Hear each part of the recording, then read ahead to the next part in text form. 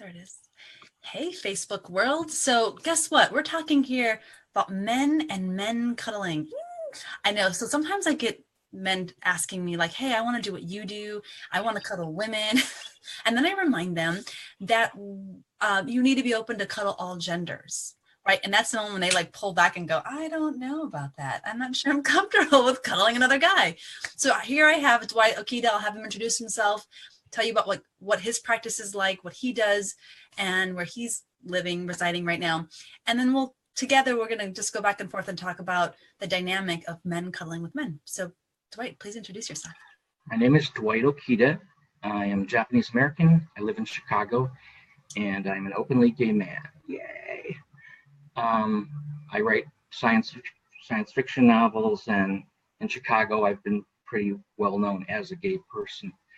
So I lead a meetup group called Men Cuddling Men, which is open to anyone who identifies as male. And we have about 300 members, and about 20 come each time. And then I am with Cuddlist.com as a professional cuddler. Been doing that for about 2 years. And I cuddle with both men and women.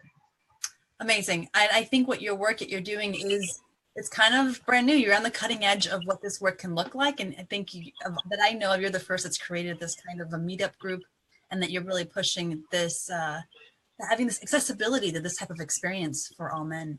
One of the things I found interesting that you said is, with us cis women and probably trans women as well, all of us, we are right now, a lot of us are we're training ourselves on how to say no and how to hold our boundaries and how to speak to men about what's okay, what's not okay. And what you shared with me about the gay male experience is that, like that, I'm going to try to explain it, that no comes very easily, and that there's something else that you're trying to focus on and shift their perspective on. Would you share a little bit about how you're encouraging that?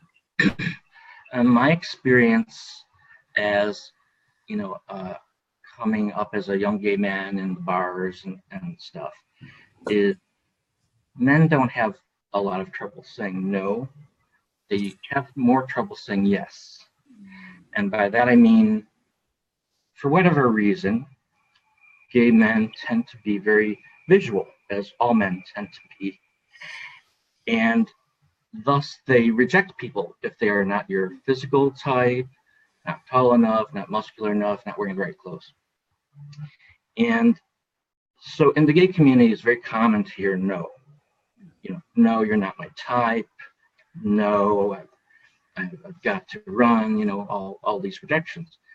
So what I find we don't know enough about is how to include and how to take off that judgment mechanism and baggage. I won't say garbage, but baggage. and to embrace and to realize it's not about who I'm going to live with for the rest of my life or who I'm going to have sex with tonight. It's who I'm going to cuddle with in this precious moment, which comes once. So please be present for this moment, and please see me for me, not just my container, but actually the contents. What a radical thing. I mean, you think about it, we spend all our time on our content, the container that we have, how we look, how we present ourselves. But what about the soul? What about the person inside? So I find, within the cuddle group, especially, the first thing we say is, don't look around the room and say, who's my type? Who do I want to cuddle with? Who can I hook up with later? You can do all that later. But for now, for the present, acknowledge that we're all here for the same reason. We don't get touched enough in the way that we need to be touched. And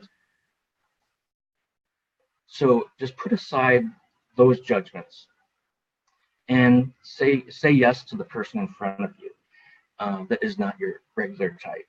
And you might be surprised, as we often are, like, oh, I like this person. Oh, we have things in common, So that's where it's been a little different for me. And it's very exciting to me because gay men rarely get talked to like this, to So be reminded. yeah, I think this is not even just for gay men. How about all the men? Like, so when a man goes to the site, either to look for a practitioner on Cuddlist.com or any other site, or whatever, they look and they look at the image of the person that they're interested in. That's the cutest one. I'll choose Exactly, that. exactly. We do it all the time, and some people may feel safe with a stereotypical type of person, like, oh, that person looks actually safe to me because of what they look like. But in a group setting where that container has been set by you, and I mean, there's a lot of safety just built into that group. And I get